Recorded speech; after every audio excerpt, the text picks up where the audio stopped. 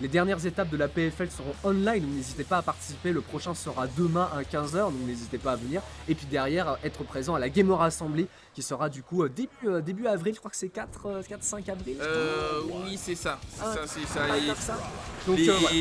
il y a plein d'événements qui viennent et je rappelle que la PFL est un circuit pour se qualifier pour l'Evo.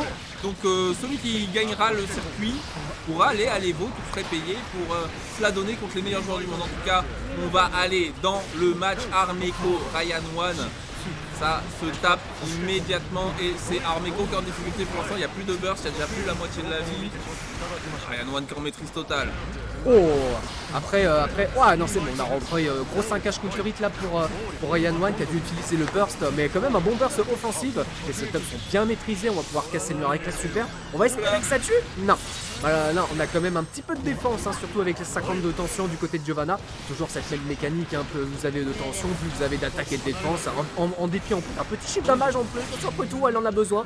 Et un simple air to air pour terminer le round, et le Zato maîtrise pour l'instant. Ouais, Ryan One qui est en contrôle, ça se passe très très bien pour lui. Mais le joueur de Platy qui a quelque chose à redire là-dessus, qui va trouver un bon confirme. On va pouvoir maintenir le Zato dans le coin et faire des sacrés dégâts, 3/4 de barre qui volent d'un coup d'un seul. Ça se passe très très bien pour Platy sur un petit comeback éventuel. On va claquer la furie, hein, vu qu'on est en positif bonus. C'est pas grave, c'est de quoi casser les positions, mais on se fait coincer. Alors on se fait coincer et puis derrière on se fait ouvrir, c'est un peu dommage. Par contre on n'a pas accès à Eddie, même si on va quand même tenter une grosse phase offensive du côté de Ryan One et on va bien s'extirper. J'aime bien cette interaction qu'il a pu faire, mais malheureusement il perdra la prochaine juste avec un simple entière avec le 6P. On prendra quand même le YRC dans le doute et on aura quand même le retour du merveilleux pote, à savoir Eddie, avec la grenouille qui n'a pas été du bon côté, dis donc. Bah alors il y a une petite trahison là. Voilà. Elle a vu une grenouillette passer, c'est dit ah, je vais lui parler à elle plutôt.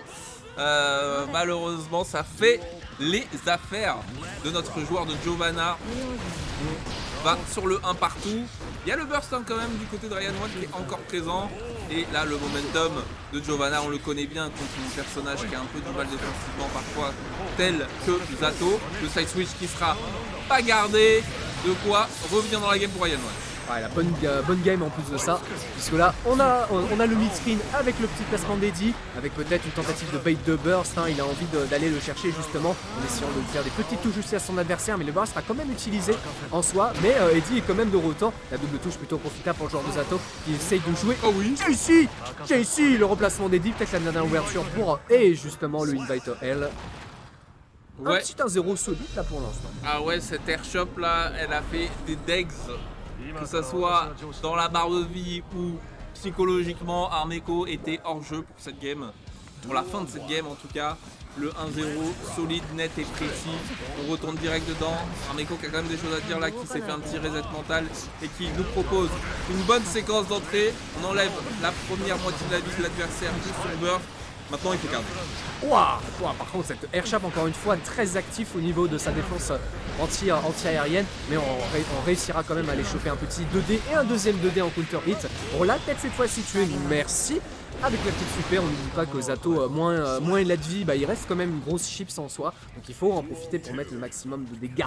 Et oui, parce que moins il a de vie, moins il a de vie finalement. Voilà. C'est un adage qu'on peut appliquer à beaucoup de personnages, mais surtout à Zato. Et écoutez, bah là, moins il a de vie, hein, moins il a d'espace, moins il a d'espace. Donc on prend counter, on essaye de s'en sortir avec la fauthless pour repousser un maximum l'adversaire si possible. Le DP d'Armeco un peu agressif. Et il va se prendre un jump hit, mais il n'y aura pas de confirme derrière. Par contre, on est dans le setup sans doute. Voilà, c'est le beau setup avec derrière le burst qui sera utilisé pour éviter les setups. Et on prendra quand même le saut d'os pour avoir la mise au sol. Et là, on est reparti pour le setup avec pour l'instant double overhead. La garde est plutôt bonne, malheureusement pas sur le 2D.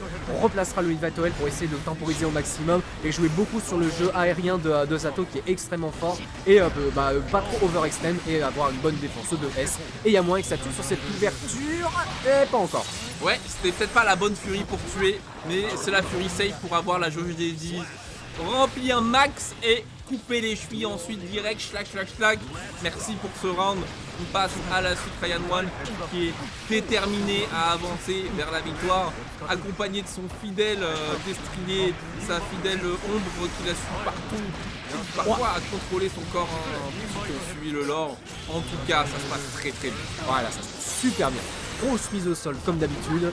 On connaît la chanson à vocation dédiée en mid-screen pour forcer l'adversaire à le mettre dans le coin et placer les setups. On aura toujours les bons bursts du côté de Armeco. Et ok, bon, il n'y aura pas de tentative de bait de burst. Ryan One qui aime bien utiliser les bursts dès qu'il se fait toucher. Et on ne s'est pas forcément adapté malheureusement pour Armeco. Et il va se faire avoir par un gros jump kill bien sale avec la défense du oppose. On n'aura pas les full dégâts, dommage. Il a tenté une petite phase mignonne, il a envie de s'amuser là, Ryan One, j'ai l'impression. On aura quand même une bonne offensive pour l'adversaire. Joli suspect en défense et on a voulu essayer de s'enfuir, mais Eddie était quand même présent pour aller choper les pieds. Et oui, il est venu péter ses chevilles, tel le roi Enoch dans ses heures les plus glorieuses. Les vrais reconnaissent les vrais. Et il va se passer des vraies choses cet après-midi sur ce stream. Ne bougez pas de là, on est sur un 2-0 déjà pour Ryan One. Armeco, est-ce qu'il a quelque chose à proposer au bord de la mort? On rappelle que là on est du côté des losers. Donc si quelqu'un perd, il a perdu, c'est sa dernière vie de tournoi. Et on va cramer ce burst du côté de Ryan One. Le confirme ne sera pas 100%, mais la gestion des positions est quand même très bonne. Et puis la barre de vie qui vole, qui descend. C'est compliqué. Ah, trop, peut-être un petit peu trop, le setup au wall stick avec derrière petit 2K2D et on va continuer à faire le setup au wall stick et viens ici, voilà, trop perfect quand même ici. Ouais, bienvenue dans l'aquarium avec les requins et balle de match pour notre joueur de Zato. Ça se passe, comme tu disais, peut-être un peu trop bien. Il faut qu'Armeco il arrive à mettre du désordre dans tout ça. Est-ce qu'il est capable, est-ce qu'il va y arriver à le touiller? Pour l'instant, il n'arrive pas à se défaire des sandwichs. À chaque fois qu'il y a un sandwich, il se fait ouvrir. Et je comprends parce que c'est difficile. Mais il va avoir besoin de créer une inversion de tendance là parce que c'est compliqué. Ah, c'est trop compliqué malheureusement là, la gestion de la distance elle est excellente là pour Ryan One qui a du mal, auquel son adversaire a du mal à s'approcher. Après on a eu quand même une belle petite ouverture, on a voulu essayer de bait une chop en défense, malheureusement ça sera pas le cas, mais on réussira à choper les bonnes ouvertures. Mais malheureusement la super qui ne sortira pas, qui pouvait donner potentiellement la mort puisqu'on sait que moins il a de vie, voilà, merci, moins il a de vie, moins il a de vie, voilà. Voilà, n'oubliez pas cet adage précieux qui vous aidera même dans la vraie vie. Moins une personne a de vie, moins une personne a de vie. C'est un conseil universel que vous a prodigué Pape aujourd'hui, une vraie leçon de vie. N'oubliez pas ces termes. Et là, la garde là sur le setup sandwich était enfin bonne. Il a quand même claqué le burst, mais il n'a pas perdu de vie. Donc ça va. Ah, ça va en soi, donc il a encore toute sa vie en soi, donc peut-être un petit double perfect qui peut être bien peaufiné du côté de Ryan One. En plus il pourra continuer de presser avec la sword, le petit placement de Eddie. Malheureusement on était trop loin pour le 5D, avec derrière, on réussira à sortir du coin mais pas les gros confirmes malheureusement. Petit jeu de distance, c'est toujours bien maîtrisé pour Zato, et le beurre, et le bait pardon du YRC. On va mettre les full dégâts, oh c'est beau, ouais. Oh c'est beau, allez, Très belle façon de terminer ce set de la part de Ryan One qui s'imposera 3-0.